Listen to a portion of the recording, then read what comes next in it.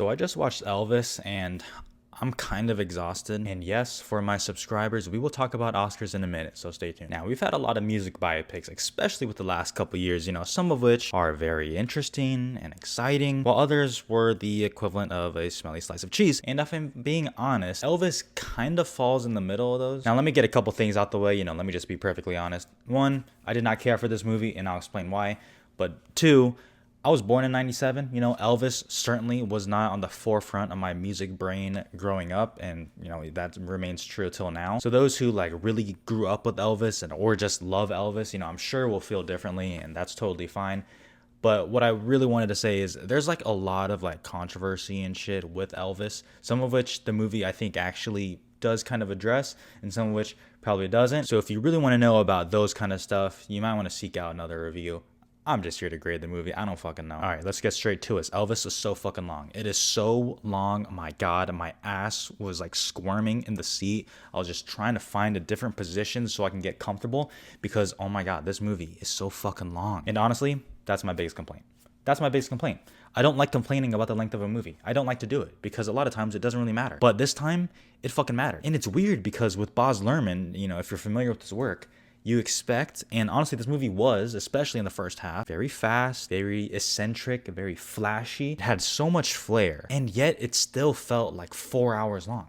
How is that possible? And honestly, because of the first half was so in your face and so, like I said, flashy, that in the second half, when it feels like it kind of takes a step back just a little bit in certain areas, at least not as much, it felt like it almost lost momentum, and then it really started to drag for me. Now. Before I start getting hate comments, let me just kind of go back to that. Like I said, Baz Luhrmann has a lot of flair and flash to his movies. And I was down with it in the beginning of the movie. With music biopics, where if you're a subscriber of mine, you know that I'm kind of tired of. At least this movie genuinely tries to present what it's trying to say in an interesting way. The movie does hit a lot of biopic tropes that I'm sure you already know in your head.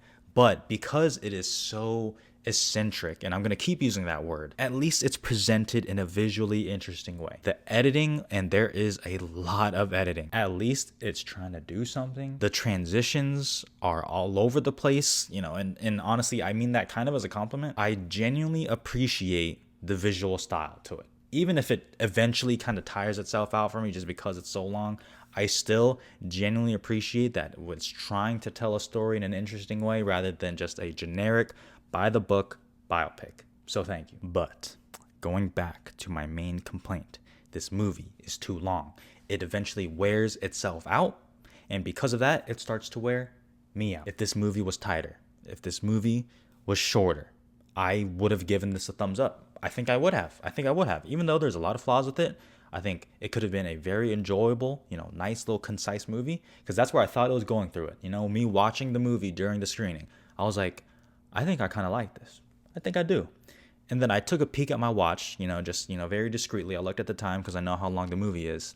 And only about an hour went by, and I was like, oh my God, I have another hour and 40 minutes left with this movie. So as the runtime continued, I honestly felt my score getting a little bit lower each time. And that kind of bums me out. Now, let me be nice for a second before I start talking about the actors. Now, obviously, there are some technical things that are very good about the movie. Baz Luhrmann is usually pretty good at things like costumes or production design.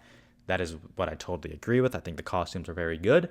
But the thing I like most about Elvis is Baz Luhrmann is very good at the moments leading up to Elvis performing. He's able to make him truly feel bigger than just a man. And the fact that this is Elvis, that's exactly what you want. The way he walks to the stage, the way he gets shot of everyone else kind of talking and whispering about this guy. I mean, he truly made him feel like a huge presence. And that leads me to talk about Austin Butler. And like I said, I'll talk about Oscars in a second.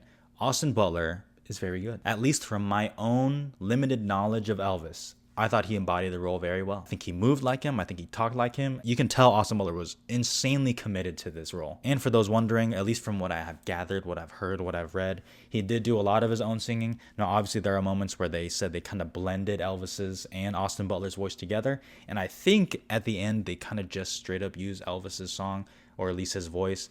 All in all, it's not distractingly bad where I'm like, he is lip syncing. Now, Tom Hanks is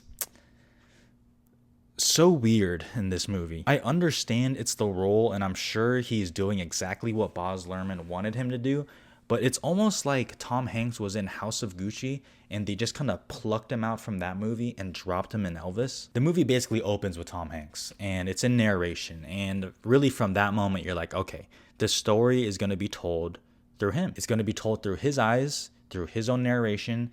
And that is a choice I did not like. I don't think it added anything to it. I'm not a huge fan of voiceover anyways, and the narration got a little bit distracting. Just an odd framing device for the movie, if I'm being honest. But now that I think about it, I think the movie ends pretty well. Not to spoil anything, but bringing in some archival footage, I think it's blended well. That I actually think the editing is pretty good on. All in all, I think general audiences will like it, and certainly Elvis fans, but not for me. Elvis, 2.5 stars. Let's talk some Oscars here. Now, Best Picture, I don't think that's happening. And I'm not just saying that because I personally didn't care about the movie, okay? I didn't care for Belfast, but yeah, you would not catch me saying this movie is not going to happen for Best Picture. Obviously, it would. Elvis, I genuinely don't see it for Best Picture, but, I could be wrong. I don't see it, though. But we all know what we're thinking. Is this an Austin Butler play? And absolutely it is a play. Austin Butler will certainly be in the conversation, and I think he'll be more in the conversation than someone like Jennifer Hudson in Respect, who really only got SAG and that was kind of it. I think Austin Butler will certainly be more in the forefront of the conversation.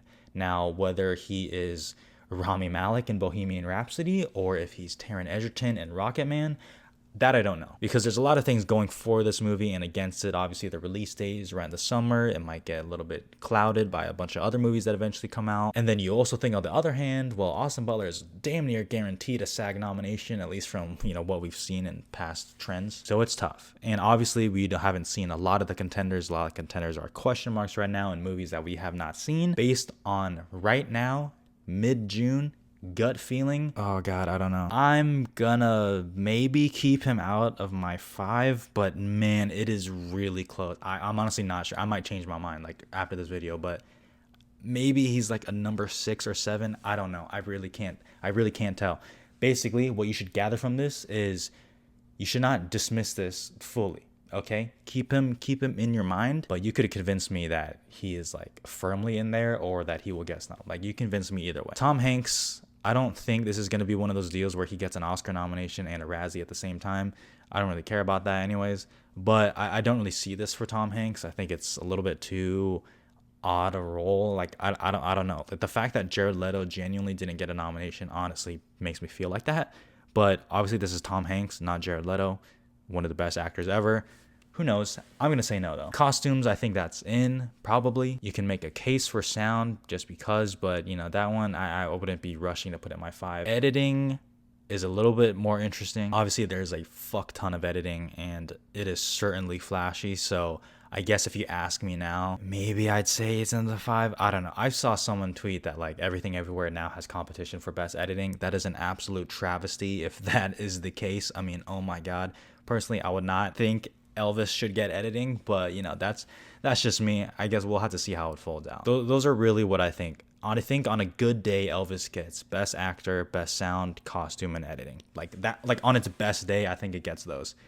I think it'll land somewhere in between that. So I'm interested to know what you guys think about Elvis when the movie comes out. So obviously let me know. But I guess that'll be it. I'm just waiting for Nope, man. I'm just waiting for Nope. Please let me see that one.